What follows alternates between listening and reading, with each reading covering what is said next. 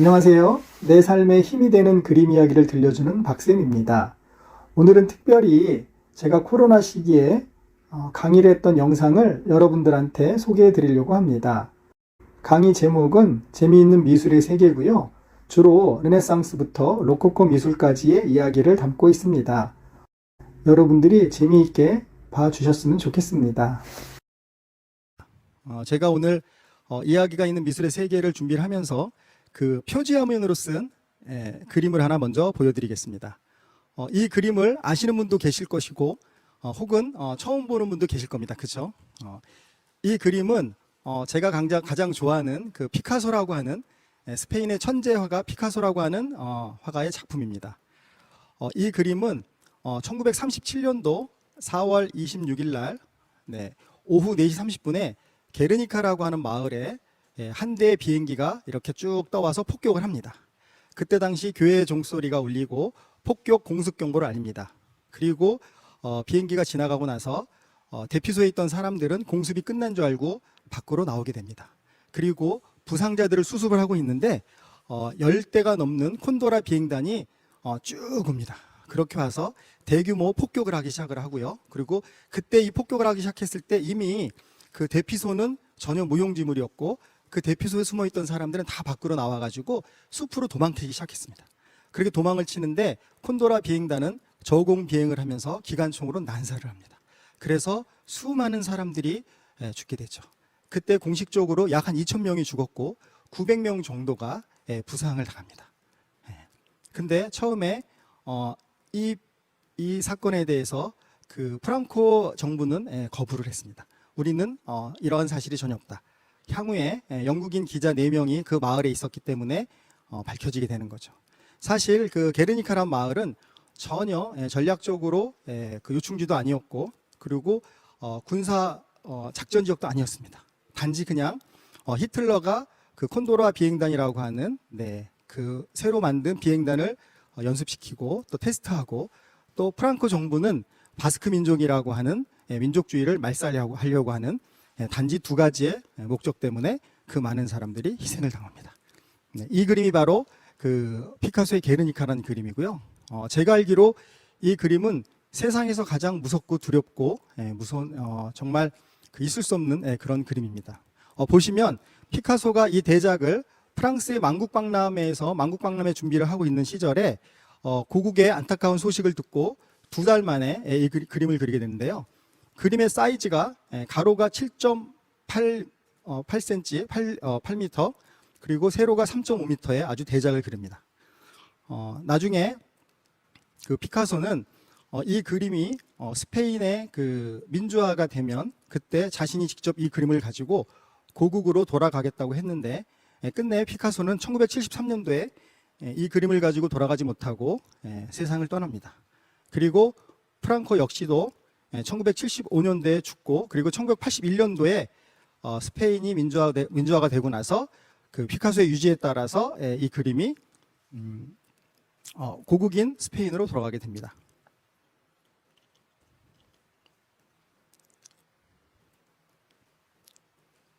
오늘 그 이야기가 있는 미술의 세계 전체 그 강의에 앞서서 그 서양 미술사를 한번 정리하는 시간을 갖도록 하겠습니다. 뭐 여러분들이 다 알고 계시겠지만 환기하고 상기하는 차원에서 한번 쭉 봐주시면 좋을 것 같습니다. 서양 미술은 원시 미술을 시작으로 해서 고대 미술, 중세 미술, 르네상스 미술, 그리고 바로크 미술, 로코코, 근대 미술, 현대 미술, 2차 세계대전 이후 미술까지 이렇게 쭉 흘러오는데 그 중간중간에 다양한 사조들이 있고 또 국가들이 있습니다. 오늘은 주로 제가 그 여러분들께 말씀드릴 내용은 보시면 르네상스 미술하고 바로크 미술에 대해서 설명을 드리도록 하겠습니다. 그에 앞서 지금 이 여성분이 누군지 혹시 아시나요? 이 여성분은 그 이집트의 마지막 파라오죠. 이집트의 마지막 여왕인 클레오파트라 7세입니다. 요즘에 최근에 클레오파트라가 백인이 아니라 뭐 흑인이라고 하는 그런 이야기들도 있고 갖가지 이야기들이 있는데 사실 서양 사람들은 클레오파트라에 대해서 굉장히 많은 환상들을 가지고 있습니다. 엄청난 미인이라고 얘기하는 사람들도 있고 또 그것보다는 다국어, 외국어에 능통한 전략가이자 정치가라고 하는 사람들도 상당히 많습니다. 그죠? 네, 이건 누가 한 얘기냐면 프랑스의 유명한 철학자 파스칼이 한 말인데요. 그녀의 코가 한 치만 더 낮았더라면 세계의 역사는 바뀌었을 것이다. 이 의미는 그녀의 코는 미모를 얘기하는 거고 클레오파트라가 조금 더 예쁘지 않아서 카이사르라든가 또는 안토니우스를 유혹하지 않았다고 하면 악티움 해전 같은 그런 전쟁이 없었을 거라는 그런 얘기겠죠. 그죠?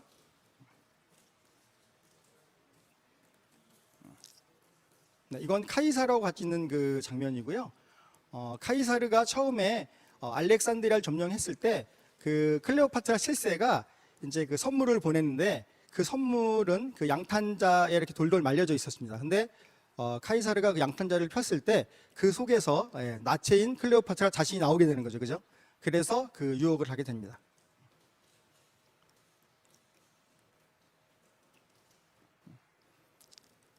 이 그림은, 이 조각은 클레오파트라 7세의 아들인 카이사르하고 중간에서 낳은 카이사리온이라고 하는 그 아들을 갖다 이렇게 벽화에다가 표현을 했습니다.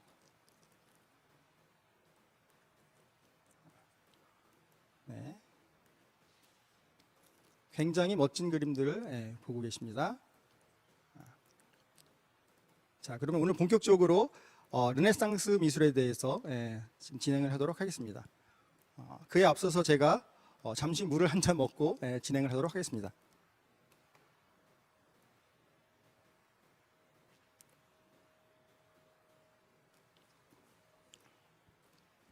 르네상스 미술은 14세기 이탈리아 피렌체에서 시작을 해서 16세기까지 쭉 이어지는 그 문예부흥 운동인데요. 그 르네상스가 그 시작이나 새로움의 어떤 그런 뜻을 가지고 않고 재생이나 부활의 뜻을 가지고 있는 것은 다시 말해서 그리스와 로마에서 나타났던 그 인문학적인 거, 그러니까 사람 중심의 어떤 그런 문예 운동을 다시 한번 일으키자라고 하는 그런 의미에서 르네상스가 시작이 됐습니다. 그 배경에는 약 한 1000년간의 우리가 중세시대라고 하는 그 미술의 암흑기라고 하는 시기가 있었습니다. 그죠? 475년도인가 그 서로마 제국이 멸망을 하고, 그리고 1500년도에 그 동로마 제국이 멸망할 때까지 그 1000년을 저희는 중세 암흑시대라고 합니다. 그 암흑시대라고 하는 건 그 조르조 바사리가 얘기를 했는데 뭐냐면, 미술이라는 것이 사람의 중심이 아니라 이 종교, 전부 다 카톨릭과 어떤 그런 연관되어 있는, 예를 들면 우리가 성경을 이제 가르칠 때 글을 모르는 사람들한테 미술 갖다 막 그려가지고 성경을 갖다 이렇게 일깨워주고 설명해주는 그런 용도로 주로 미술이 사용됐기 때문에 중세 암흑시대라고 그렇게 얘기를 합니다. 그래서 14세기, 15세기, 16세기에 그 르네상스 시대가 있는데, 주로 오늘은 그 중에서 가장 그 핫한, 르네상스 하면은 가장 핫한 16세기 이탈리아의 3대 거장들을 중심으로 해서 르네상스 시대를 한번 이야기해 보도록 하겠습니다. 네, 이 그림은 누구나가 다 아시는 아마 그림일 거라고 예측이 됩니다. 그죠? 모나리자라고 하는 그림인데요. 제가 돈 얘기하고 싶진 않은데, 사실 그 모나리자가 만약에 경매로 나온다고 하면 아마 적어도 그 경매 시초가가 약 한 1조라고 얘기를 하는데요. 이건 제가 우스갯소리로 하는 얘기가 아니라 실제로 예측을 했을 때 그렇게 된다고 하고요. 그 낙찰가는 아마 50조, 100조 이상이 될 수도 있다고 얘기를 합니다. 근데 우리가 그 모나리자를 이야기할 때 그 신비한 미소를 많이 이야기를 하죠. 그죠? 그래서 모나리자는 눈과 잎의 끝에 있는 그 미소인데, 그게 그 스푸마토 기법이라고 해가지고 다빈치가 처음으로 발명해서 그 미술에 사용했던 그런 기법입니다. 그래서 그게 그 약간 끝을, 입꼬리나 눈꼬리를 약간 흐리게 해서 그 몽환적인 느낌을 주게 하는 그런 기법이라고 합니다. 그리고 사실 그 모나리자의 눈이 관람객들을 따라다닌다고들 많이 하시는데, 그거는 약간 착시 현상 같은 그런 느낌을 주기 위해서 그건 다빈치가 그렇게 만들었다고 합니다. 그래서 모나리자의 얼굴을 정확하게 가운데를 쭉 가르면 저희가 보기에 오른쪽이고, 모나리자는 왼쪽 편이 사실은 조금 더 넓습니다. 넓어서, 그리고 뒤에 배경에 보면 강이 보이죠. 호수가 보이는데 우측의 호수가 조금 더 높고 좌측의 호수가 좀 낮습니다. 그런 착시 어떤 그 효과를 갖다 이용해 가지고 우리가 모나리자를 이렇게 볼 때 모나리자의 시선이 저희를 따라오는 듯한 그런 느낌을 주게 합니다. 네, 그리고 그 모나리자의 미소가 하도 신기해 가지고요. 그 미국의 그 일리노이 대학이라고 하는 대학에서 그 미소 분석 알고리즘이라고 하는 그걸 사용해 가지고 분석을 했다고 합니다. 이 이야기는 제가 예전에 2015년도 이상문학상 책에 보면 김순 작가의 그 뿌리 이야기라는 단편 소설이 있는데요. 그 뿌리 이야기에 나온 내용인데, 그 모나리자의 미소를 그 미소 분석 알고리즘으로 이렇게 분석을 했더니 그 83%의 우울하고 공포스럽고 무섭고 암울한 그런 미소와 17%의 기쁘고 행복하고 환상적인 어떤 그런 미소들이 잘 조합이 돼가지고 이런 오묘한 미소를 만들어낸다고, 그렇게 그 결과를 제가 이제 나온 걸 봤는데 정말 신기하지 않나요, 그죠? 그리고 이 모나리자 이야기를 하면 꼭 빼놓을 수가 없는 게, 아까 제가 처음에 시작할 때 그 표지에서 그 피카소 이야기를 했잖아요, 그죠? 근데 그 처음에 이제 이탈리아에서 그 루브르 박물관에서 모나리자가 한 2년 정도 도난을 당한 사건이 있었습니다. 그때 당시 그 모나리자를 훔쳐간 가장 처음에 용의선상으로 올랐고 조사를 먼저 받았던 사람이 피카소라고 합니다. 왜냐하면 피카소는 그 전에 약간의 전적이 있었어요. 그래서 그 피카소의 친구이면서 그 시인인 그 기욤 아폴로네르라고 하는 유명한 시인이 있습니다. 뭐 미라보 다리에 뭐 강물이 흘러가면 우리의 사랑도 흘러간다라는 어떤 그런 시가 있는데요. 그 시를 쓴 그 기욤 아폴로네르라고 하는 친구의 조수가 피카소가 그 아프리카 조각상을 통해서 그러니까 입체주의를 만들 때, 큐비즘을 만들 때 그 도움을 많이 얻게 되는데, 그 아프리카 조각상을 이제 그 훔쳐오게 뭐 사주를 했던 어떤 그런 사실이 있었던 것 같습니다. 그래가지고 루브르 박물관에서 모나리자가 처음 없어졌을 때 피카소가 또 누구를 시켜서 훔쳐가지 않았나, 뭐 그런 그 생각 때문에 조사를 했는데요. 사실은 뭐 그렇지 않고 그 루브르 박물관에서 일을 했던 그 이탈리아 사람이 그 훔쳐가가지고 2년 동안 그거를 자신의 침대 밑에 집에 가지고 있었다고 합니다. 그때 당시 이제 그 직원이 잡혔을 때 이렇게 얘기했겠죠. 당신 왜 이걸 훔쳐갔느냐라고 했을 때 그 사람이 떳떳하게 뭐라고 얘기를 하냐면, 아니 그 이탈리아 우리 조상의 그림인데 왜 프랑스 니네들이 가지고 있느냐, 이렇게 갖고 말도 안 되는 이런 얘기를 해서, 물론 그냥 얼핏 들어보면 이탈리아 사람 입장에서는 굉장히 자국의 어떤 영웅처럼 보일 수 있으나, 사실 이 모나리자는 그 프랑스와 1세 있죠. 프랑스와 1세가 다빈치에게 너무 잘해줬기 때문에 그 다빈치가 죽으면서 그 선물을 갖다 이제 프랑스와 1세한테 선물을 해주게 됩니다. 죽을 때 그 다빈치는 프랑스와 1세 그 왕의 품에서 죽었다라는 그 설도 있고, 또 실제 그런 그림도 그려진 걸 봤습니다. 네, 이 그림도 여러분들이 다 아실 수 있는 그림입니다. 그죠? 최후의 만찬이라고 하는 그림인데요. 이 그림을 잘 보시면 예수님이 가운데 계시고요. 그리고 12제자가 6명씩 양쪽에 나눠져 있습니다. 그죠? 근데 잘 보시면 세 분 이렇게 그룹핑이 되어 있는 거를 보실 수가 있죠. 그죠? 그리고 그 예수님의 그 뒷배경, 창이 이렇게 3개가 있고, 예수님의 머리 뒤쪽으로 그 소실점이 모아져서 정말 그 원근법이 제대로 표현되는 그런 그림으로 굉장히 유명한 작품입니다. 그죠? 그리고 보시면은 쭉 12제자들 중에서 예수님이 뭐라고 하냐면, 이날이 십자가에 못 박혀 돌아가시기 바로 전날이었는데요. 이때 최후의 만찬을 하면서 예수님이 이런 얘기를 합니다. 너희들 중에 누군가가 나를 팔아 넘길 것이다. 그렇게 했을 때 이 성경에 그 나오는 이 제자들의 성격을 다 파악을 해가지고 다빈치는 그 제자들이 어떻게 반응하는지까지 감안을 해서 이 작품을 그렸다고 합니다. 보시면 예수님의 그 좌측에 그렇게 머리를 기대고 있는 요한이 있고, 그 옆에 보시면 손에 이렇게 돈을 쥐고 있는 유다가, 가룟 유다가 보이는데요. 실제 이제 가룟 유다가 그 배신을 하게 된 거죠. 그죠? 이 그림은 나폴레옹이 이탈리아 침공했을 때 그때 약간 이제 그 손상을 입는데요. 그때 당시 나폴레옹은 예술 작품들을 너무 사랑해가지고 절대로 예술 작품들 손대지 말라고 했는데, 그 병사들이 그 말을 안 듣고 약간 훼손을 했다는 그런 이야기도 전해지고 있습니다.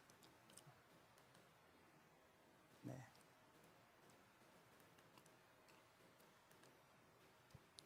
이 그림 아시죠? 이 그림 제가 자꾸 돈 얘기해서 죄송한데요. 이 그림이 현존하는 작품 중에서 가장 그 경매로 비싼 경매가를 기록한 그림입니다. 제목은 살바도르 문디라고 하는 그림이고요. 그 라틴어로 그 구세주라고 하는 그림이죠. 그죠? 이 살바도르 문디, 구세주, 예수님을 뜻하는 건데요. 이렇게 보시면은 눈이나 입가를 가만히 보시면 그 스푸마토 기법이 잘 그 투영되고 반영이 돼가지고 굉장히 몽환적이고, 또 그리고 신비로운 어떤 몽환적인 신비감이 느껴지는 그런 작품입니다. 근데 이 그림이 처음에 1958년도에 그 다빈치의 그림이 아니라고 했을 때 그 영국의 소도비라는 곳에서 경매를 했는데요. 그때 당시 아마 65,300원 정도의 낙찰이 됐었습니다. 그죠? 근데 시간이 물론 많이 한 60년 가까이 흐르긴 했지만 그게 2017년도 크리스트 경매에서 5,300억에 낙찰이 되면서 어찌 보면 아마 역사적으로 가장 큰 시세 차익을 올린 그런 뭐 우리가 부동산이나 어떤 거를 보더라도 그렇게 제가 뭐 이 계산 배수가 이제 그 계산이 안 되는데 약 한 700만 배 정도가 되지 않을까 싶습니다. 그죠? 계산 한번 해보시면 한번 해보셔가지고 댓글을 올려주시면 제가 선물을 드릴 수도 있고요. 그래서 제가 대략 가늠했을 때 한 700만 배 정도 되는데 5,300억 그러니까 65,300원짜리가 5,300억이 되는 그런 경이적인 기록을 한 작품입니다. 그죠? 사실 저는 모나리자도 물론 좋지만 저는 살바도리 문데라고 하는 이 작품도 너무나 신비감이 있고 또 그림이 너무 좋습니다.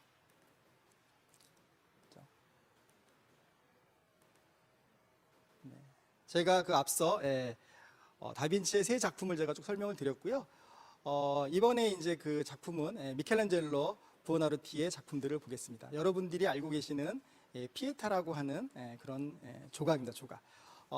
미켈란젤로의 그 조각 중에서 피에타와 그리고 모세 그리고 다비드 이렇게 그 조각이 3대 조각이라고 얘기를 합니다.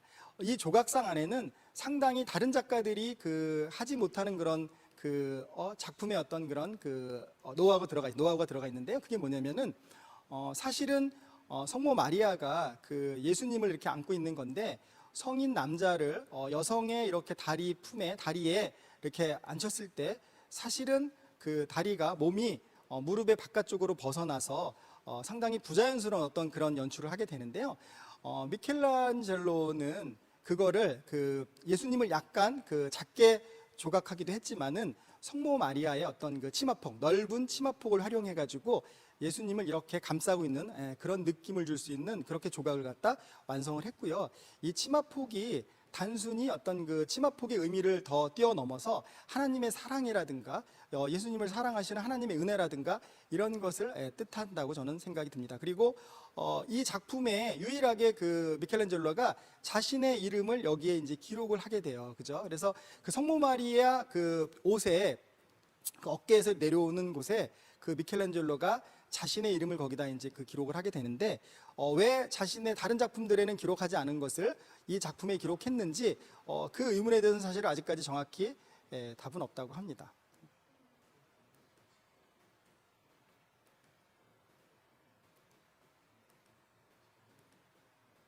네, 또 나왔네요, 그죠? 다비드, 다윗상이죠. 그 거대한 거인 골리앗 하고 싸워서 이스라엘을 구해낸 다윗, 그 다비드상입니다. 다비드상. 제가 한때는 제가 예전에 제 몸매가 이 다비드라고 하는 이 별명을 얻었었습니다. 지금은 물론 아니고요. 지금은 제가 이렇게 이 더운데도 이 옷을 입고 있는 이유는 제 배를 좀 가리게 이렇게 입고 있는데요. 예전에 제가 결혼하기 전 총각 시절에는 다비드 이런 몸을 제가 가지고 있었습니다. 이 다비드 상이 높이가 한 5m 정도가 됩니다. 그죠? 상당히 이제 이게 크고요. 기존의 그 우리가 도나텔로라든가 그 다른 그 다비드 상을 보면 이렇습니다. 이렇게. 이렇게 이제 그 높이도 좀 작고 그리고 우선은 다윗을 어린 소년, 미소년으로 이렇게 이제 그 표현을 했기 때문에 사실은 사람을 죽이거나 뭔가 살인을 할 수 있는 어떤 그런 그 포스는 절대 보이지 않는 그런 이제 조각상들이었는데 미켈란젤로가 이렇게 그 미소년의 그 다윗을 청년으로 이렇게 근육질의 청년으로 이렇게 만들어서 한 그런 그 조각상입니다. 이 조각상을 하기 위해서 사실은 먼저 그 대리석을 먼저 이렇게 구해놓고 그 카톨릭에서 대리석을 구해놓고 실제로 조각상을 미켈란젤로가 하기 전에 많은 그 조각하는 분들이 작가들이 시도를 했지만 그게 워낙 돌이 좀 모나기도 하고 또 돌이 너무 그 조각하기 어려운 돌이었나 봐요. 그래서 그거를 못 하고 있었는데 교황이 미켈란젤로한테 부탁을 하고 또 한번 하라고 해서 미켈란젤로는 정말 멋지게 이렇게 조각상을 했는데 나중에 이렇게 물어보니까 뭐라 그랬냐면 자신은 조각을 한 게 아니라 그 돌에서 다비드가 보였고 다비드가 아닌 것들을 그냥 나는 단지 걷어냈을 뿐이다. 이렇게 이야기를 했다고 합니다. 참 멋있는 분 같아요. 그죠? 그리고 이 조각상이 사실 이 정면에서 보면 되게 찌푸린 어떤 그런 얼굴 그 형태가 보여지는데요. 이게 왜 그러냐면 처음에 이 조각상을 이제 할 때 위치 자체가 그 성당 돔 아래에 있는 처마, 그러니까 높은 곳에다가 이거를 위치를 이제 높은 곳에 잡았기 때문에 그 미켈란젤로는 아래에서 그 관람객들이 아래에서 쳐다볼 거를 갖다 예상해가지고 그렇게 이제 만들었는데 이게 이제 그 정면으로 보이는 곳에 위치하게 되면서 그런 오해를 조금 남기는 것 같습니다.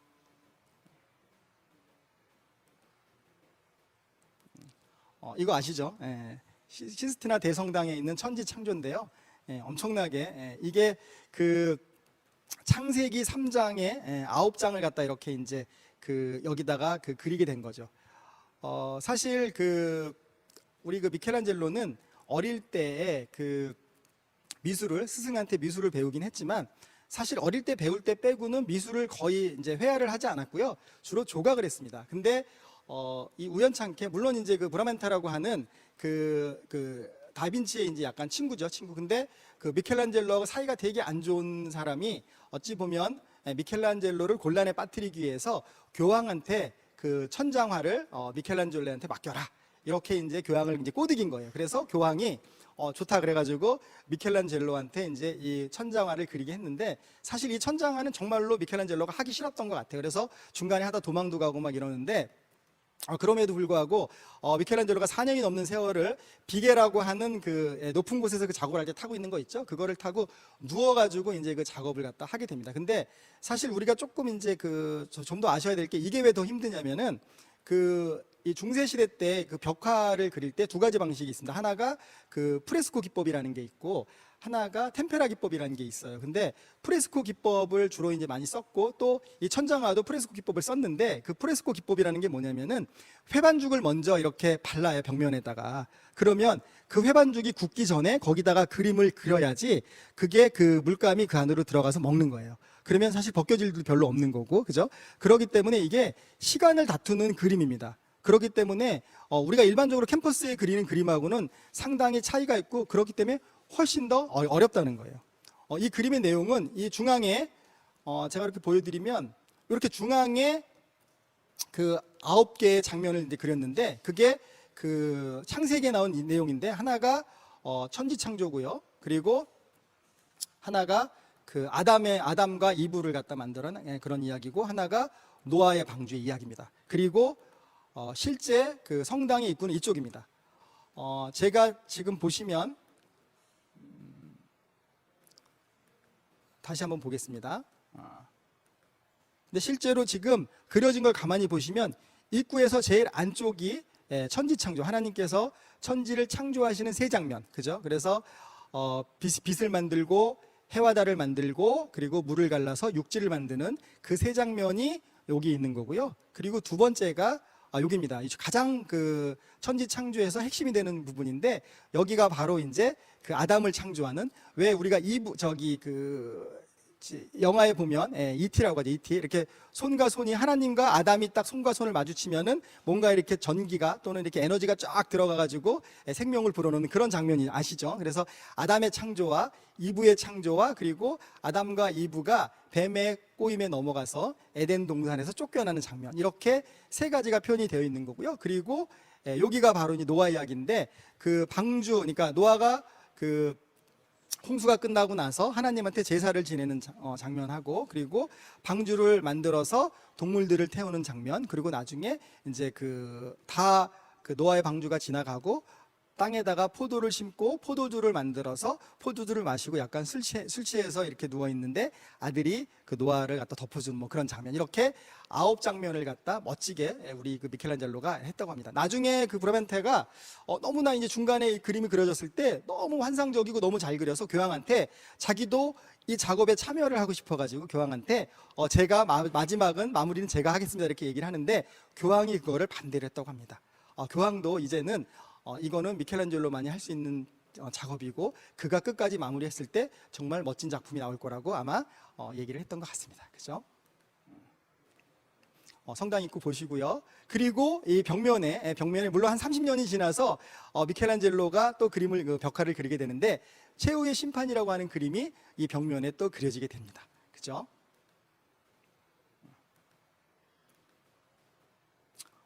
이제 우리가 제가 아까 말씀을 안 드렸는데 처음에 우리가 르네상스 16세기 르네상스의 3대 거장을 저희가 얘기할 때 레오나르도 다빈치 그리고 미켈란젤로 부오나로티 그리고 라파엘로 산치오가 이렇게 3대 거장입니다. 그죠? 거기 물론 도나텔로도 있고 뭐 여러 이렇게 유명한 작가들이 있지만 참 신은 어떻게 한 시대에 그렇게 훌륭한 그 거장들을 정말 천재들을 갖다 한 시대에다 몰았는지 저는 신께서 실수하신 거라고 저는 생각을 하는데요. 지금 사실은 이 현대 사회에 정말 이런 훌륭한 그런 예술가들이 있으면 얼마나 좋을까라는 생각을 잠깐 해봅니다. 그죠? 이 작품은 어떻게 보면 현존하는 그 그림 그 작품 중에서 가장 유명하고 가장 성인들이 많이 들어가 있는 그런 작품으로 보시면 될 것 같아요.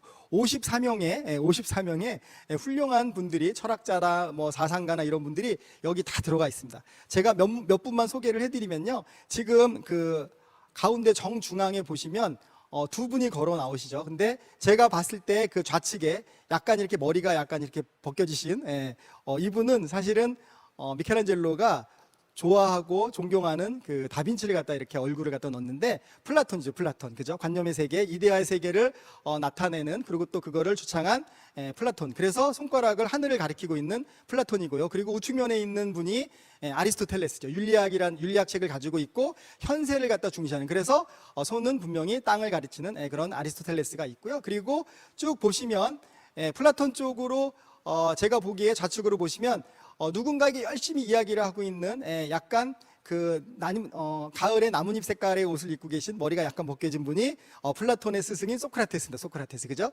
그리고 그 앞쪽으로 우리가 쭉 보면은 그 뭔가 열심히 이렇게 글씨 맨 앞쪽에 저 하얀색 옷을 입고 뭔가 책에다 막 이렇게 필기하고 계신 분이 피타고라스. 우리가 학교 다닐 때 한 번쯤은 머리를 좀 골칠 썩었던 피타고라스의 법칙을 넣은 피타고라스가 있고요. 그리고 뭐 보시면 불을 갖다 만물의 근원으로 생각했던 헤라클레이토스도 있고, 또 여러 이제 유명한 성인들이 여기에 그 54명이나 쭉 들어가 있는데 이 그림도 역시 그 르네상스의 가장 어떤 특징인 원근법이죠. 원근법. 그죠? 그래서 우리 플라톤과 걸어 나오고 있는 플라톤과 아리스토텔레스 그 뒷면을 보면은 하늘, 바깥 배경이 보이죠. 그 바깥 배경으로 소실점이 생기는 그런 아주 완벽한 그 원근법을 갖다 여기서 표현했습니다. 원근법은 르네상스 시대에 만들어졌고, 그 원근법을 아까 스푸마토 기법도 그렇고 원근법도 그렇고 다빈치가 가장 먼저 사용을 했습니다. 완벽한 그 수치적인 어떤 원근법을 다빈치가 사용을 하게 됐습니다.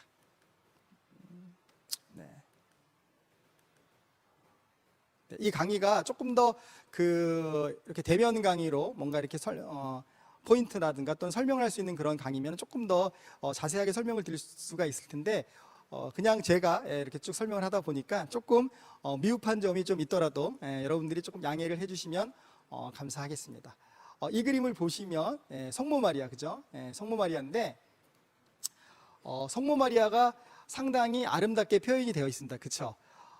사실 그 중세 성모 마리아는 굉장히 신적인 표현, 그죠? 그래서 신적으로 표현하고 너무 신비감 있게 표현을 했는데 이때부터 우리가 아까 그 르네상스라는 게 인문학이고 또 어떤 그 인간을 중시하는 어떤 그런 문예사조다 보니까 그 사람을 갖다 이렇게 사람같이 표현을 하는데 이 성모 마리아는 사실 그 라파엘로 산티오의 그 애인의 얼굴을 이 성모 마리아에다가 반영을 했고요. 그리고 또 이 성모 마리아가 안고 있는 예수 그리스도도 상당히 사람처럼 느껴지고요. 그죠? 그리고 여기 보시면 요 아래쪽에 우리가 여러 이제 그 CF나 이런 그 광고에서 많이 보셨을 법한데 조연이 주연처럼 보여지는 그 아래 아기 천사 두 명이 있습니다. 그죠?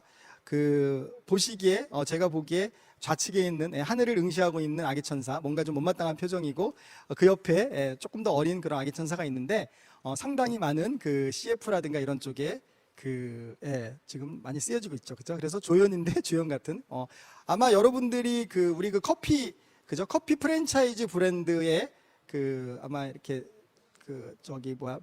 모델로 되어 있고 또 분유 광고에도 예전에 나왔던 걸로 기억이 됩니다. 아마 혹시 아시는 분은 댓글 달아주시면, 물론 저는 알고 있으나 이게 인터넷 방송이기 때문에 제가 이렇게 기업 브랜드를 또 이렇게 쉽게 말씀드릴 수가 없기 때문에 혹시 아시는 분은 아시네요. 예, 엔젤리너스. 네. 바로바로 답글 오네. 너무 좋은 것 같습니다. 네. 그러면 그 커피 브랜드 말고 혹시 그 분유는 어떤 브랜드였는지 혹시 아시는 분 계시면 한번 댓글을 달아주시면 너무나 감사하겠습니다. 제가 기억했다가 선물을 드리라고 제가 말씀을 전해드리겠습니다. 네. 보시죠. 네. 네, 보시죠. 바로크 저희가 그 르네상스 미술에서 이제 그 바로크 미술로 이렇게 그 좀 왔는데요.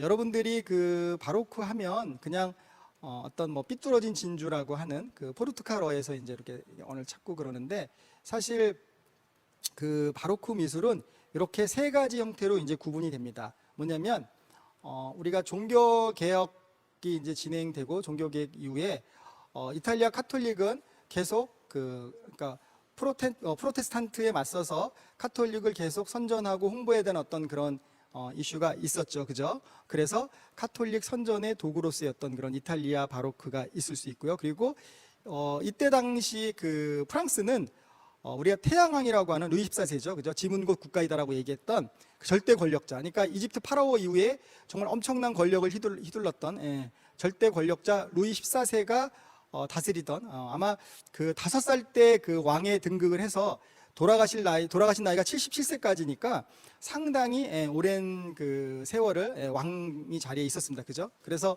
아들도 죽고 나중에 그 손자인가 중손자 루이 15세가 중손 정도로 알고 있는데 이제 그 절대 왕정 시대였기 때문에 프랑스의 어떤 그런 절대 왕정 시대의 어떤 그런 바로크가 있을 수 있고요. 그리고 우리가 이제 그 북유럽으로 올라가게 되면은 그 프랑드르 학파라고 하는 게 있습니다. 프랑드르 학파라는 거는 네덜란드와 그 벨기에죠, 벨기에. 그래서 그 두 나라에서 주로 활동했던 작가들을 플랑드르 학파라고 하는데 그들은 시민의 삶을 주로 이렇게 이제 그렸습니다. 그래서 그 네덜란드에 뭐 이제 그런 작가들이 많이 나오는데요.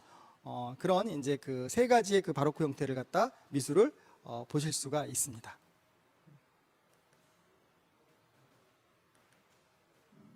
보시면 바로크를 처음에 우리가 창시한 사람이라고 하는데요. 바로크의 어떤 시조라고 하는데 그 카라바조라고 하는 그 작가가 있습니다. 물론 이탈리아 작가인데요.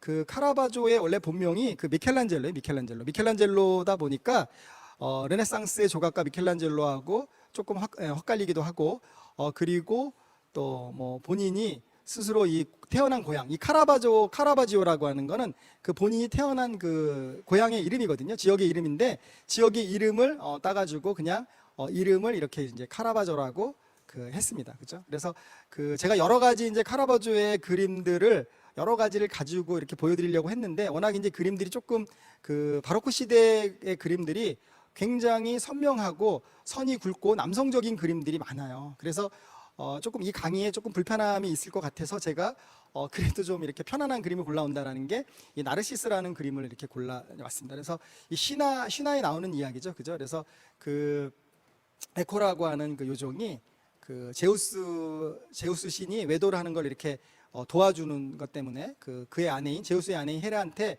그 죄를 받죠. 그래서 그 다른 사람의 말끝을 그냥 따라하는, 그리고 우리가 흔히 에코라고 하는데 또는 이렇게 메아리라고 하죠. 그래서 그런 벌을 이제 받게 돼요. 근데 그 에코는 그 나르시스를 굉장히 좋아했나 봐요. 사랑했나 봐요. 그래서 고백을 하려고 이렇게 했는데 고백을 할 때마다 그냥 나르시스의 말끝을 그냥 계속 따라하게 되니까 나르시스가 되게 무시를 했겠죠. 그죠? 그리고 이미 나르시스는 자기가 너무 잘생기고 멋지기 때문에 많은 요정들의 그 사랑을 다 이렇게 거부했어요. 고백을. 그죠?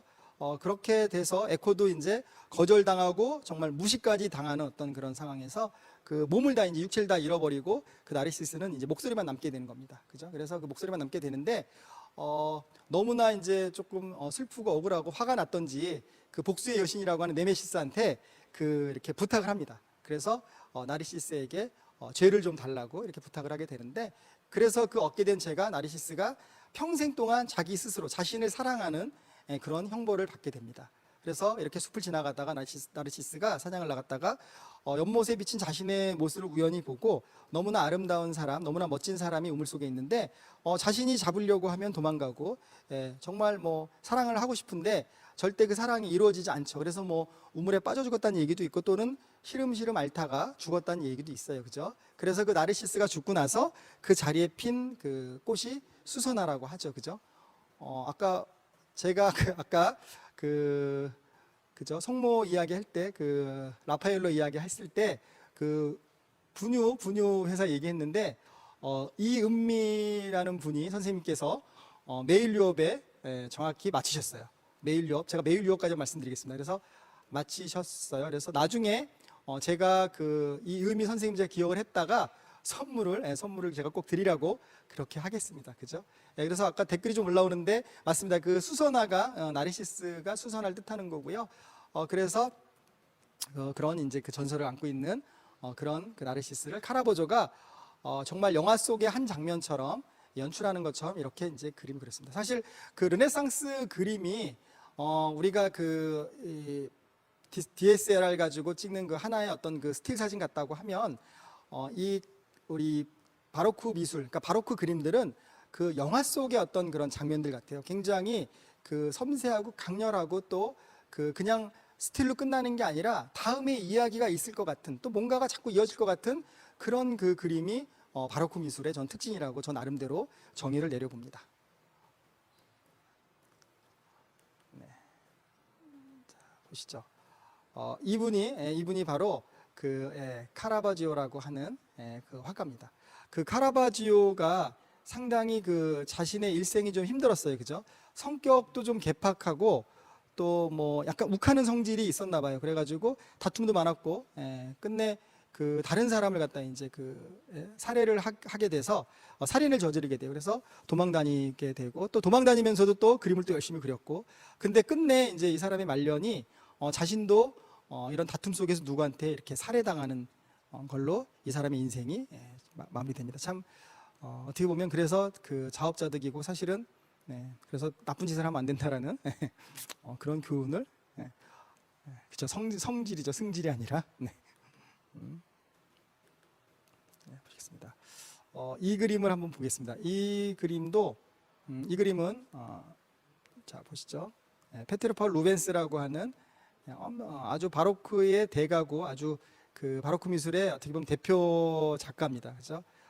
이 그림은 우리가 그 르네상스 미술이 발전할 수 있었던 게 그 여러 가지 이유가 물론 있습니다. 그죠? 근데 그 중에 또 하나가 뭐냐면 어떤 그 예술가들한테 그 경제적인 지원이 사실은 이제 많이 되게 되는데요. 그 경제적인 지원을 대표적으로 했던 그 가문이 메디치 가문입니다. 그래서 그 실질적으로 그때 당시 미켈란젤로는 그 소렌토 메디치 가문의 그 양자까지 되는 그래서 많은 지원을 받게 되는데 그 마리드 메디치라고 해서 그 메디치 가문의 그 딸이죠. 딸인데 그 딸의 그 초상을 그 프랑스의 앙리 4세라고 하는 왕한테 이렇게 그 보여주는 천사들이 보여주는 그림이에요.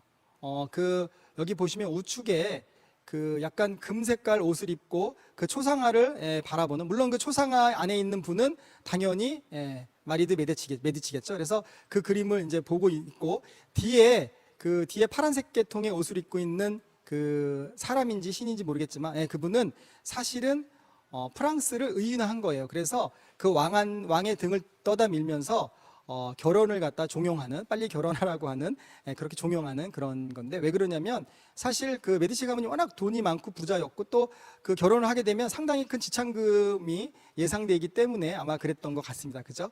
그 위에 보시면 좌측 꼭대기에 보시면 제우스하고 제우스하고 지금 그 헤라하고 이렇게 있는데요.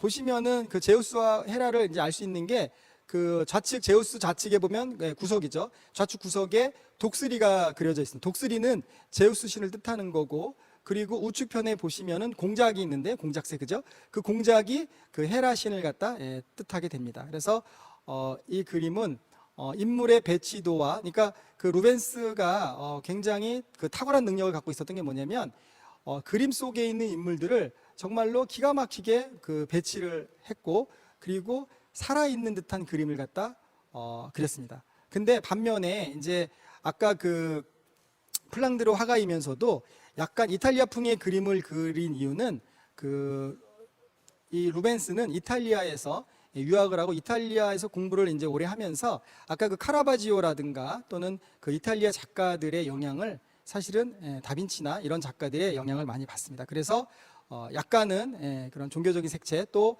그 중세의 어떤 그런 그 색채 또 르네상스 색채 이런 것들이 남아 있습니다. 하지만 그림의 어떤 그런 굵은 선과 또 명확한 남성적인 어떤 그런 그림들은 바로크 미술을 대표할 수 있는 그런 그림입니다. 자, 보시면 그림 하나 더 보여드리겠습니다. 이 그림은 그냥 아이의 얼굴이라고 하는 제목인데요. 아마도 그 루벤스의 딸이 아닐까 싶은데 그냥 별거 아닌 그림 같지만 사실 잘 보세요. 이 그림을 보시면 아이가 살아있는 것 같은 느낌을 분명히 저뿐만이 아니라 여러분들도 아마 받으실 텐데 그 붉은색 이 볼과 그리고 눈과 약간 미소를 띠고 있는 입술, 도톰한 입술 이런 걸 보시면요. 이 아이는 정말 금방이라도 이 그림 속에서 이렇게 나와서 저한테 아빠라고 할 것 같은 아빠는 아니지만 어쨌든 그런 느낌이 드는 그런 그림입니다. 그죠? 굉장히 아주 그 살아있는 그런 생명력이 있는 그림으로 보시면 될 것 같습니다. 자, 보시면 이 그림, 그러니까 이 만화죠, 만화. 이 만화 장면은 여러분들도 아마 만약에 아신다고 하면 조금 연식이 좀 된 분이시고, 저는 이제 이미 알고 있는 그 만화인데요. 아마 또 모르실 수도 있고, 그 벨기에의 그 소설이죠. 프란데스의 개라고 하는 그런 이제 그 소설인데요. 사실 이 프란데스의 개가 그 벨기에 소설로 이렇게 알려진 건 아니고요. 그 일본으로 건너와서 일본의 그 애니메이션 그 만화로 인기를 이제 끌게 되는데 사실 이 프란데스의 개의 그 끝장면, 마지막 장면인데 사실 저는 그 그러니까 만화가 애니메이션 만화가 이렇게 슬플 수도 있구나, 또 슬퍼도 되는지에 대한 어떤 그런 그 어떤 반문 또는 뭐 반감이 좀 생겼었던 기억도 있어요. 왜냐면 이게 너무 사실 슬펐거든요. 그러니까 그 내용 중에 그 네로라고 하는 남자 주인공은 늘 불행했던 거예요. 그러니까 할아버지하고 우유 배달을 하면서 이렇게 힘들게 정말 어렵게 살았는데 그 의지를 이렇게 했던 할아버지도 돌아가시고 또 본인이 정말 이렇게 꿈꿨던 어떤 그런 그 직업, 화가의 꿈을 갖다 이렇게 이제 이루기 위해서 미술 대회에 이렇게 참가를 했는데 그 미술 대회에 그 어떤 사실은 그림을 너무 잘 그려갖고 원래 당선이 돼야 되는 건데 그게 누락이 되면서 또 당선도 안 되고 또 그 어떤 자세히는 기억이 안 나지만 도둑으로 몰려가지고 또 막 이제 그런 그래서 끝내 나중에 그 오갈 데 없고 또 항상 네로는 이 대성당 안에 있는 그 그림을 보려고 했었습니다. 이 그림이죠, 이 그림. 근데 이 그림을 보기 위해서는 돈을 지불을 해야 됐어요.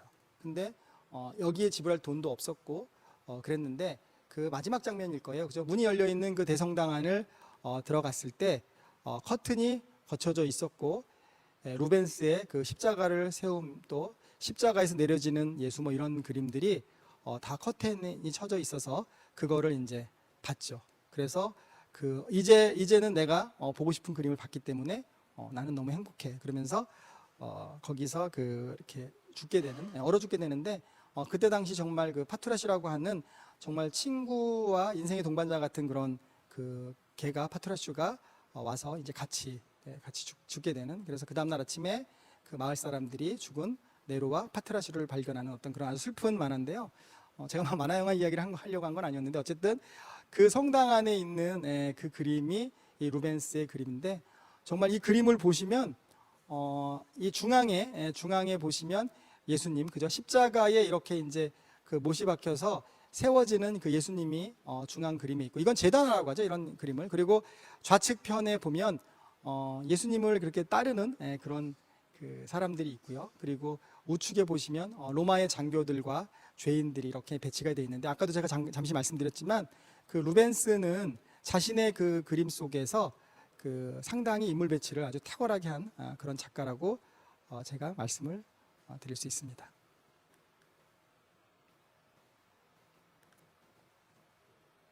네.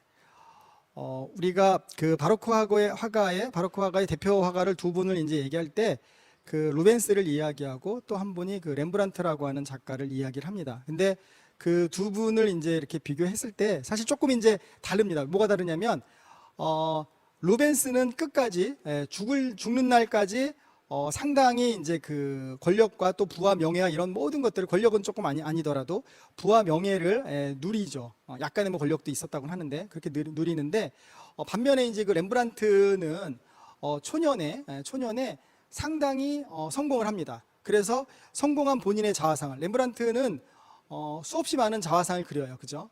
100개도 넘는 그 자화상을 그리는데, 뭐 이렇게 자신이 성공하는 그 모습부터 시작해서 나중에 죽을 때 정말 이게 공공하게, 그 비루하게 죽는 그 본인의 어떤 그런 모습들까지도 명확하게 다 이제 그려내는 거예요. 근데 렘브란트가 그렇게 이제 그 실패한, 또 힘들어진 어떤 그 계기가 지금 여러분들이 보고 계시는 이 야경이라고 하는 이 작품하고도 전혀 무관하지 않다라는 겁니다.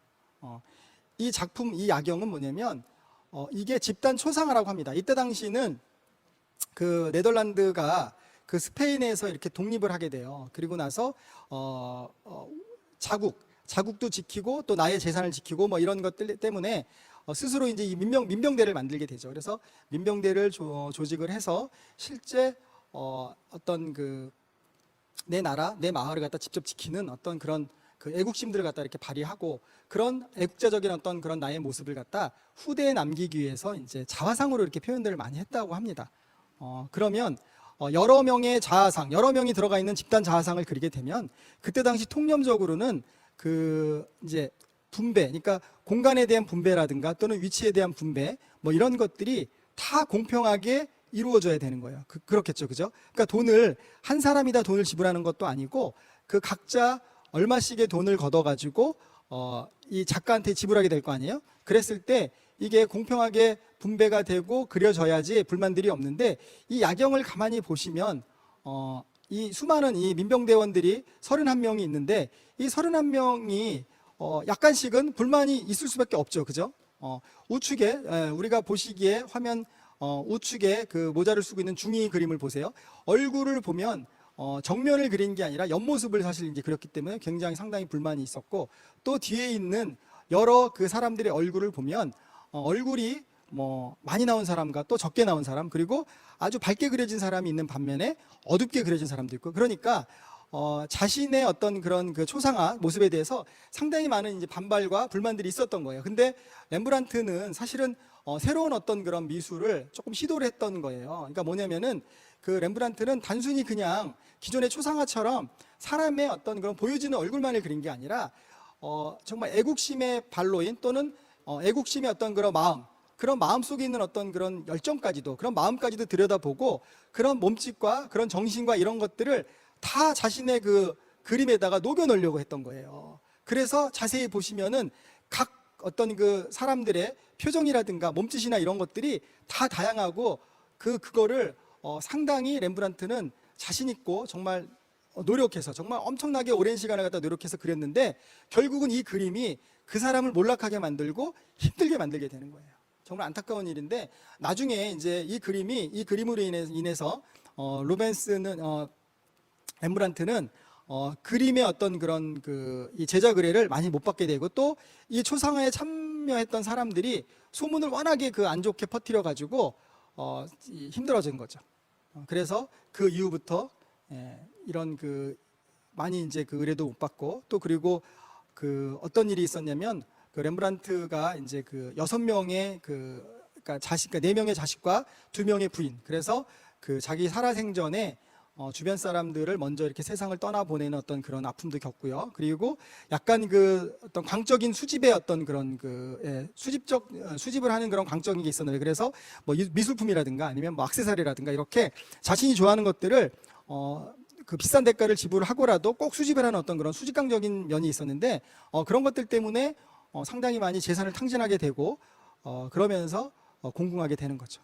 그래서 나중에 이제 벌어놓은 돈은 다 쓰고 또 제작은 안 들어오고 이러면서 상당히 이제 어려워진 그런 이제 화가이겠습니다.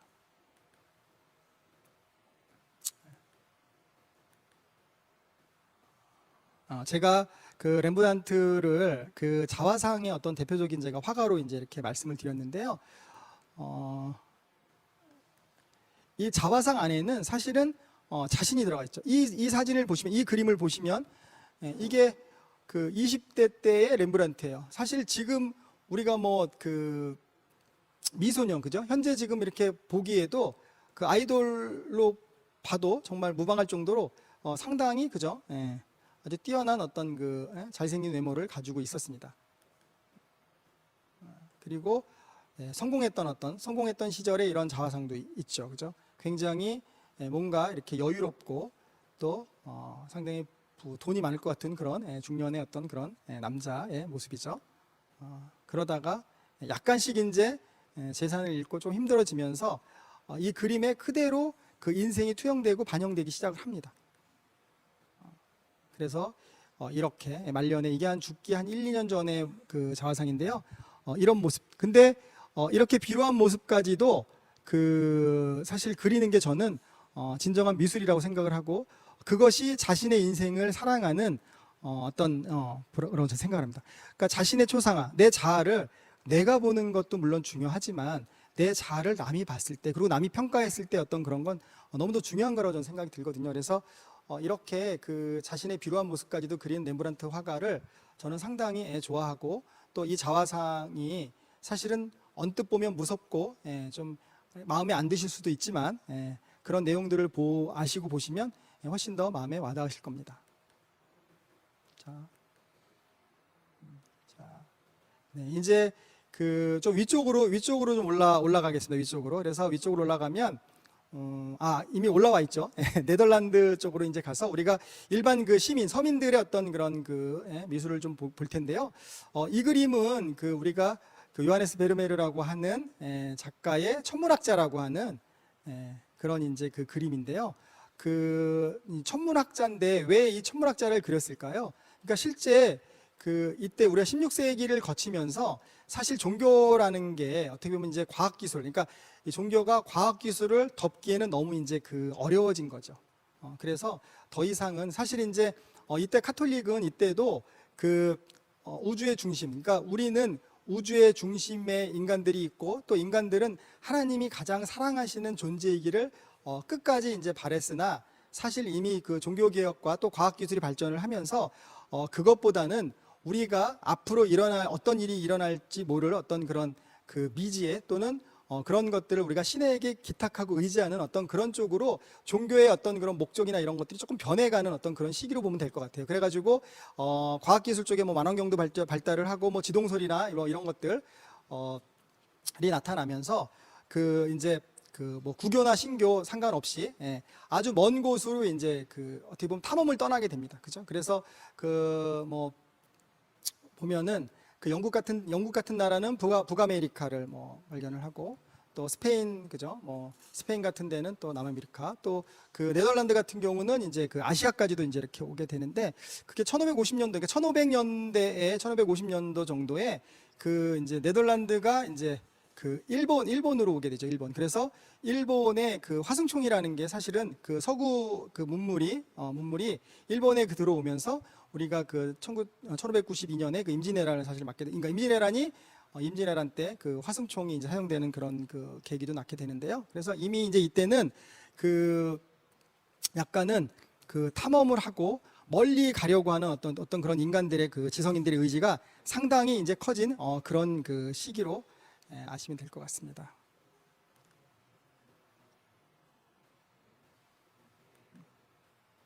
여기를 보시면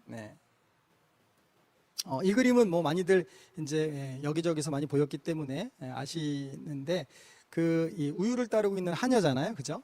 이 하녀의 그림인데 상류층, 중산층 이상의 가정에 있는 하녀 그림이죠, 그죠? 근데 이 그림을 가만히 보시면 이 하녀가 이 우유를 따르고 있는데 너무나 생생하고 또 생동감이 있는 그런 그림이에요. 그래서 가만히 이렇게 그림을 쳐다보고 있으면 그 우유 따르는 소리가 쪼르륵 들릴 정도로 상당히 생동감이 있고요. 그리고 그 우유 그 주전자를 들고 있는, 또 받치고 있는 그 하녀의 어떤 그런 근육질, 팔이나 이런 근육질을 보면 상당히 생생하죠. 그리고 자세히 보시면은 이 벽이나 이런 데 보면 못을 박았다가 뺀 그런 이제 그 자리도 있고, 이런 것들이 뭐냐면 그 정말 일상을 그림 속에 정말 그대로 다 표현을 한 거죠. 그죠?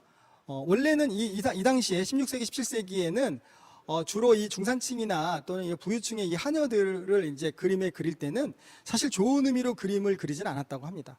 주로 천박하거나 또는 약간 이제 뭐 그런 그 나쁜 쪽으로 이제 그림을 많이 그렸는데, 그 베르메르의 이 우유 따르는 하녀 같은 그림은 그런 게 아니라 사실 하녀로서 또 하녀 같은 이런 그 직업, 약간은 우리가 이제 그 하찮게 또는 낮은 직업처럼 보이지만 이렇게 하녀로서 아침을 준비하고 우유를 따르고 하는 이런 일상도 최대한 정성을 다해서 나는 하고 있다라는 어떤 그런 것들을 보여주는 거고, 그런 것들을 하는 그 표정, 이 하녀의 어떤 얼굴에 이마가 약간 튀어나오고 또 얼굴 가만히 보시면 그러면서도 상당히 그 행복감을 느끼고 있고 나름대로 자신의 어떤 그런 일에 만족감을 느끼는 그런 이 그림이 사실 베르메르 그림의 되게 특징입니다.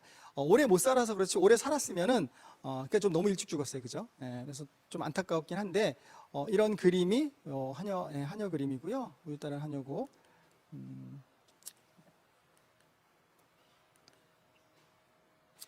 그리고 이 그림은 조금 이 그림은 약간은 이제 뭐 불편할 수도 있고 아닐 수도 있는데, 이 그림을 보면 지금 그죠? 그 하녀와 주인 안주인이죠. 주인 부인이 이렇게 있는 건데, 그 편지를, 하녀가 편지를 한 통 받아가지고 주인 마님한테 줬습니다. 근데 이 편지가 일반적인 편지가 아니라 그 연애 편지라는 것을 우리가 이제 알 수가 있습니다, 이 그림 속에서. 근데 어떤 걸 보고 알 수 있냐면요, 뒤에 보시면 벽면에 이렇게 이제 그림이 붙어 있는데, 그 바다 그림, 그죠? 구름이 있고 풍랑이 있고 뭐 이런 그 바다 그림인데, 그 바다 그림은 그 연애를 뜻합니다. 그래서 이 바다 그림, 이 바다가 잔잔하면 그 사랑이 조금 잔잔하게 이루어지고 있는 거고, 그리고 바다에 막 풍랑이 일고 폭풍이 일면은 그 사랑이 조금 불편하고 힘겨운 그런 사랑을 하고 있는 그런 이제 그 그림이라고 뜻합니다. 근데 뭐 이분은 이미 그 부인이 있는, 그 남편이 있는 어떤 그런 유부녀잖아요, 유부녀, 그죠? 그러니까 유부녀가 그 어떤 다른 그 남성하고의 어떤 그런 연애를 하고 있는 그런 느낌이죠. 그런 거를 표현하고 있는 거고, 여기 그림에서 자세히 보시면 우선 그 커튼이 바깥쪽에 커튼이 있고 안쪽을 은밀하게 들여다보는 듯한 어떤 그런 느낌을 주고 있는데요.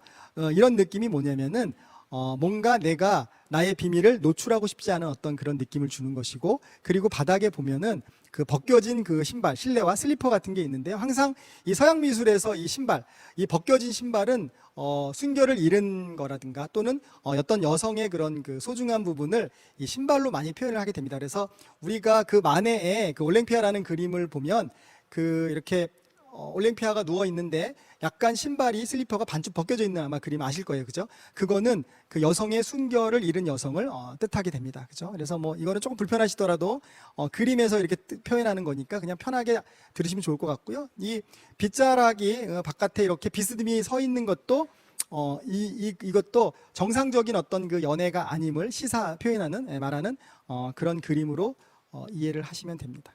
아마도 이 그림이 그 먼 곳으로 이제 이렇게 일을 떠났던 그 남편이 이제 돌아오는 것 때문에 그 애인인 남자가 연애 편지를 보낸 뭐 그런 그 내용이라고 하는데요. 그거는 뭐 정확한 내용은 사실은 확인해 봐야 됩니다.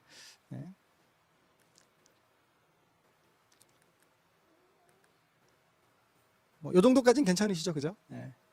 그리고 우리가 사실 오늘 그 르네상스하고 바로크 정도까지만 이제 하려고 했다가 아무래도 이제 로코코를 이제 이렇게 연결시키지 않으면 조금 아쉬움도 있고 역사적으로 조금 이제 이어져야 되는 부분이 있어서 제가 로코코 미술을 조금 더 진행을 해보도록 하겠습니다. 그래서 아까 제가 말씀드렸듯이 프랑스의 그 태양왕이라고 하는 루이 14세가 죽습니다. 77세의 나이로 죽고 죽으니까 그 귀족들이 엄청난 해방감을 갖다 얻게 되는 거죠. 그죠? 왜냐면 뭐 짐은 곧 국가이다. 그리고 이 사람이 죽을 때도 뭐라고 하고 죽냐면은 나는 죽는다. 하지만 국가는 영원할 것이다. 뭐 이런 말을 남기고 죽어요. 그죠? 그랬는데 죽고 나서 많은 변화가 일어나요. 귀족들은.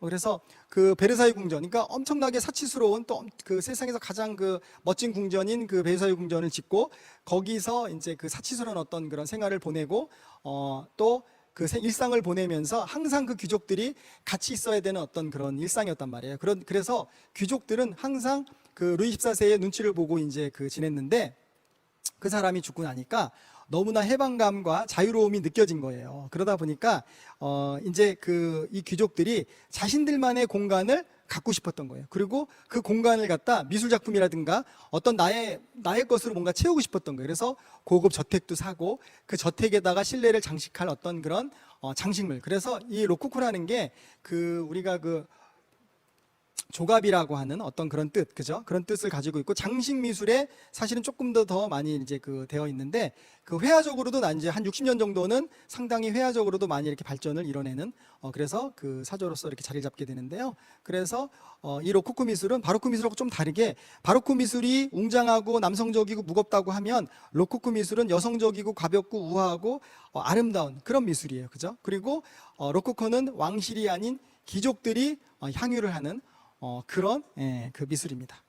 그래서 그거를 염두에 두시고 그리고 쭉 설명을 들으시면 좋을 것 같습니다. 네. 그렇죠? 이 그림은 바토가 그린 와토라고 돼 있죠. 근데 뭐 바토나 와토나 똑같은 뜻이고요. 또 똑같은 이름이고요. 장 앙투안 와토라 그래서 로코코 미술에 어떻게 보면 처음에 시작을 하고 처음 시작한 대표 작가죠.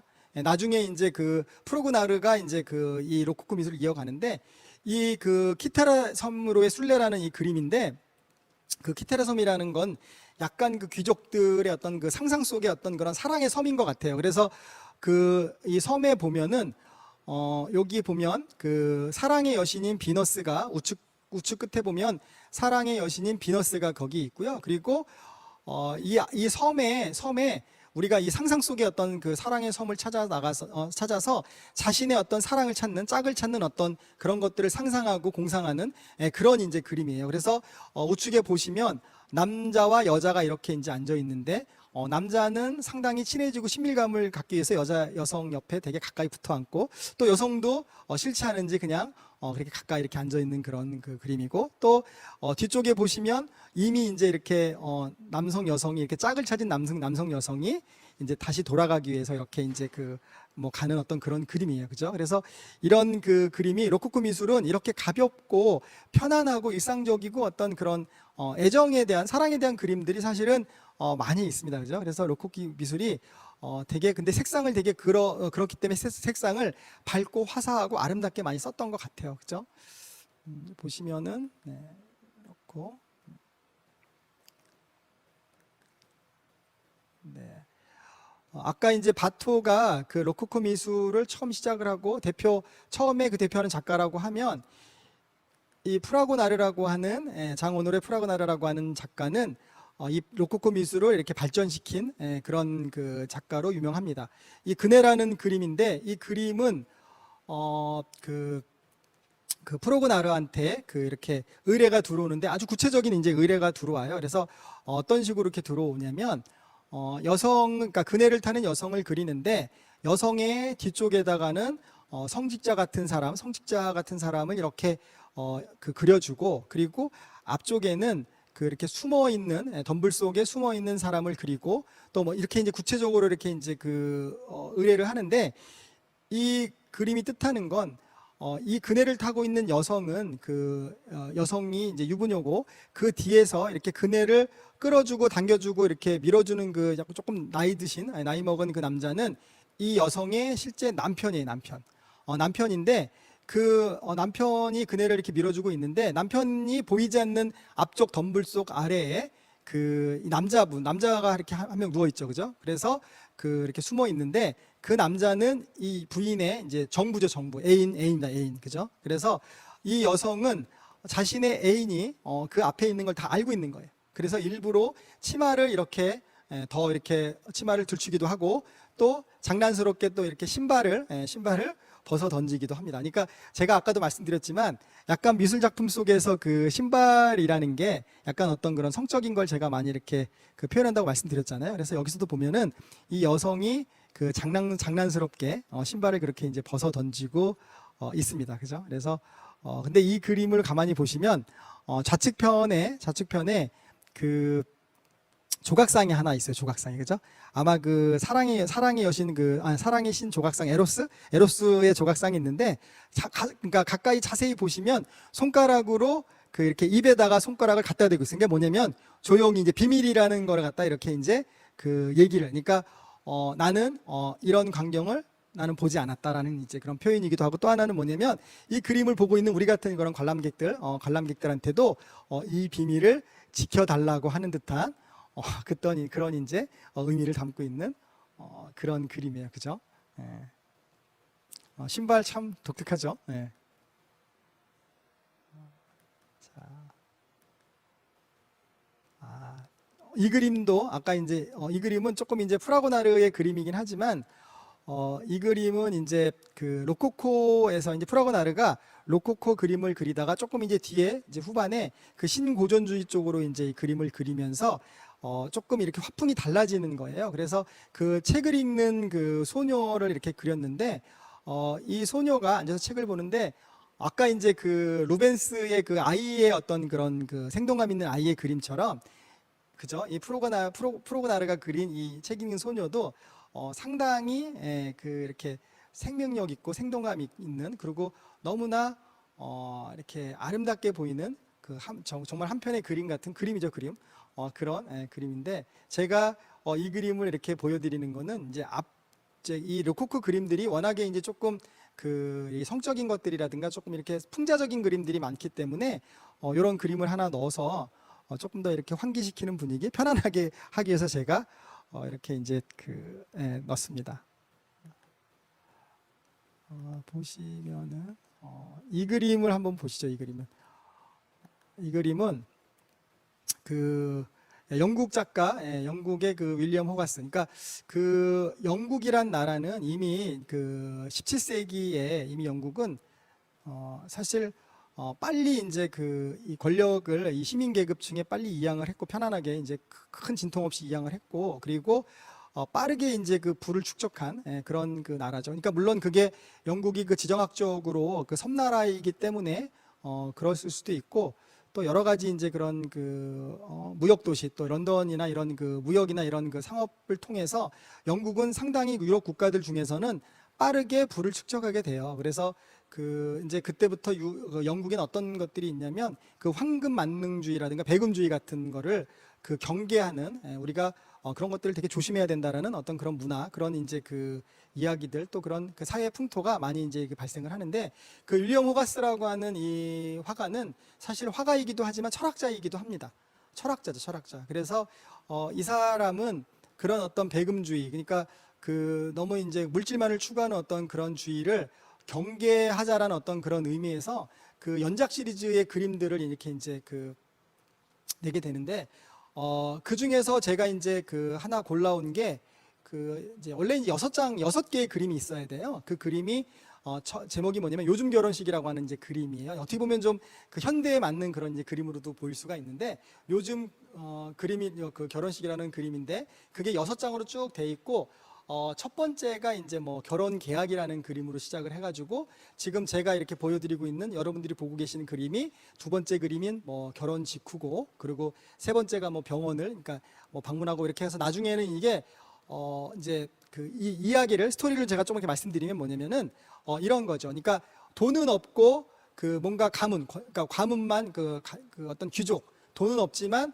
어떤 가문을 내세우는 귀족과 귀족은 아니지만 돈이 많은 어떤 그런 상인이 이제 정략 결혼을 갖다 이렇게 이제 하는 거예요. 그래가지고 이렇게 소개를 받았고 정략 결혼을 하는데, 나중에 이제 이 두 부부다, 그러니까 여성이나 남성이나 지금 이제 결혼하고 이렇게 돌아왔는데, 둘 다 상당히 이제 이렇게 불만이 많고 또 편안하진 않은 거죠, 그죠? 물론 여성은 이제 그 귀족의 지위를 얻게 돼서 좋을 수도 있지만, 이 여성도 그렇게 뭐 참신한 참한 여성은 아니었던 것 같아요. 그래서 그 결혼 계약을 할 때 만난 그 변호사하고 약간 이제 이렇게 그 외도를 이제 하게 되고, 이 남편은 이미 그 결혼식 전날에도 그 다른 여성과 이제 이렇게 외도를 하고 와서, 자세히 보시면 그 앉아 있는 남자 왼편에 강아지가 한 마리 있고, 강아지가 무언가를 갖다 이렇게 물어서 내리고 있는데, 그게 뭐냐면 그 여성의 그 레이스예요, 레이스. 근데 잠잘 때 입는 그 어떤 그 레이스인데,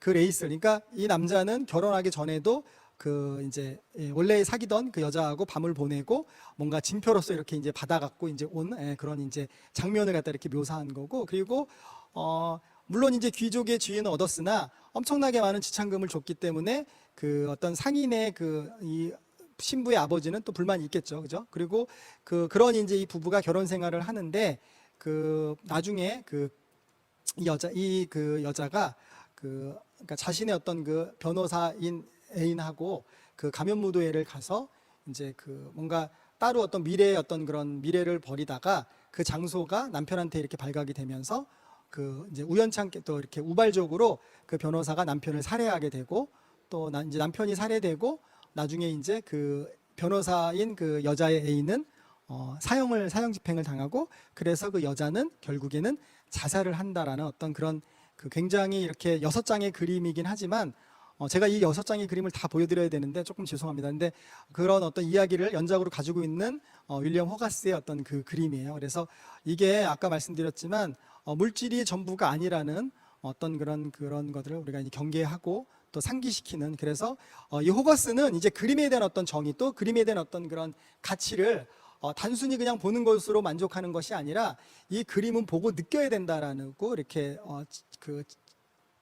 생각한 그런 화가였습니다. 그렇기 때문에 주로 이런 그림들을 그려서 많은 그 사람들한테 귀감이 되고 또 뭔가 교훈을 주려고 하는 그런 화가였습니다. 그죠? 이제 한 10분 정도 남았는데요.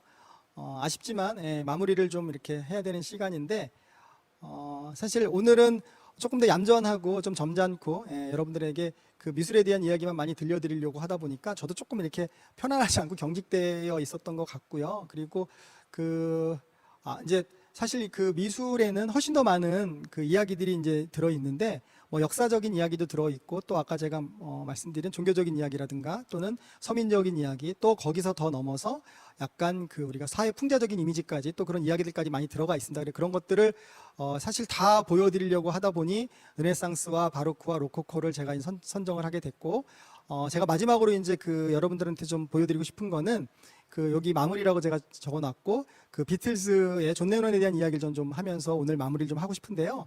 그 일본의 그 설치미술가라고 하는 오노요코 아시죠, 여러분? 그죠? 그래서 그 오노요코는 그 상당히 알려져 있는 그 설치미술가입니다. 그리고 그 오노요코하고 비틀즈의 존 레논과의 어떤 사랑 이야기 때문에 물론 이제 비틀즈가 뭐 오노요코 때문에 꼭 해체가 되었는지 또는 뭐 그거는 사실 정확하지 않지만 어쨌든 약간의 원인 제공은 분명히 했다고 저는 뭐 생각이 들고요. 하지만 그 두 사람은 정말 그 지극히 사랑했던 그런 사이인 것 같아요. 왜냐하면 존 레논이 이미 그 결혼한 유부남이었고 또 줄리안 레논이라고 하는 아들도 있었는데 그 아내와 아들을 다 버리고 그 동양에 있는 그 설치미술 작가 조그만한 오노요코랑 사랑에 빠진 거는 분명히 그만한 그 여성의 어떤 그 매력이 있지 않았나 싶은데요.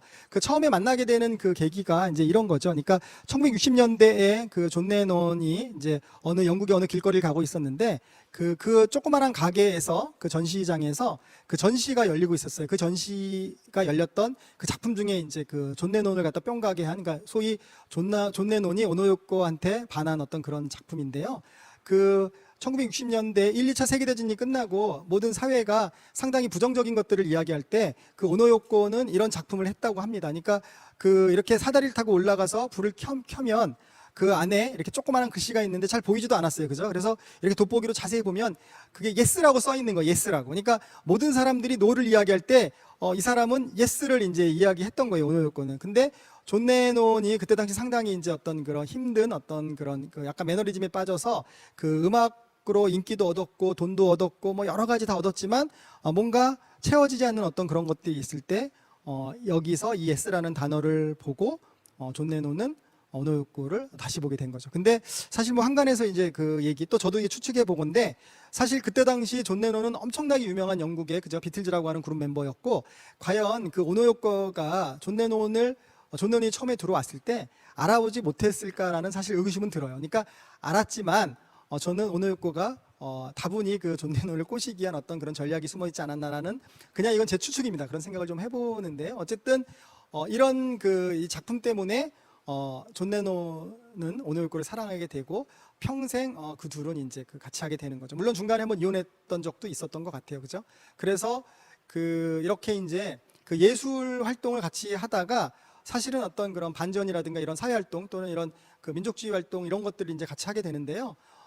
여기 보시면 어떤 월남전을 반대하거나 또 전쟁에 반대하는 어떤 그런 이런 운동들도 같이 했었고, 또 그 유명한 얘기가 존 레논이 오노요코가 존 레논의 아이를 낳았을 때 역할을 바꿔가지고 한 3년간을 갖다 그 존 레논이 그 아이를 키우고 오노요코는 외부 이제 그 작품 활동을 계속했다라는 뭐 그런 이야기도 있고, 그러니까 어찌 보면은 정말 그 우리가 그 이렇게 평등한 그런 삶을 살았던 두 사람이 아닌가 하는 생각을 갖게 되고요. 그리고 안타깝게도 이제 이제 죽는 날, 그러니까 존 레논이 광팬한테 이렇게 이제 이렇게 저격을 당해서 죽잖아요. 총 맞아 죽는데 이렇게 출근하는 그날 아침에 이렇게 출근하는 날 존 레논이 뭐 이런 이야기를 했다고 합니다. 오노요코한테 나는 당신이 없는 그 세상을 혼자 살기가 너무 힘드니 우리가 죽는다고 하면 내가 당신보다 먼저 죽기를 나는 소망한다. 뭐 이런 얘기를 했다라고 합니다. 그날 이제 그런 얘기를 하고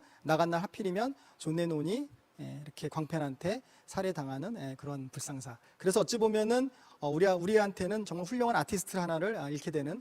하지만 제가 항상 이 두 사람을 생각할 때 이 둘이 뭔가 예술적인 체감 온도가 맞아갖고 이렇게 오랫동안 사랑을 했는지 모르겠으나 둘이 아무리 많은 사람들이 악년이 또는 불륜이니 나쁜 이야기를 많이 하더라도 저는 이 두 사람이 만든 이매진이라는 음악을 제가 이렇게 듣고 그 가사를 읽을 때마다 느끼는 게 뭐냐면 그 사람들이 아무리 욕을 먹어도 그런 훌륭한 음악을 하나 만들었다는 것만으로도 저는 충분한 가치가 있다라고 저는 생각을 합니다. 그래서 이 이야기를 끝으로 저는 오늘 이 강의를 조금 시간이 사실 좀 남았는데 그냥 조금 일찍 끝내도록 하겠습니다. 오늘 강의가 어떠셨나요? 저도 오랜만에 들었는데 이게 온라인 강의를 처음 해서 그런지 굉장히 버벅거리고 제가 무슨 얘기를 하는지도 잘 모르겠더라고요. 아무튼 긴 시간 끝까지 들어주셔서 너무 감사드리고 구독, 좋아요 제게는 힘이 되는 에너지입니다.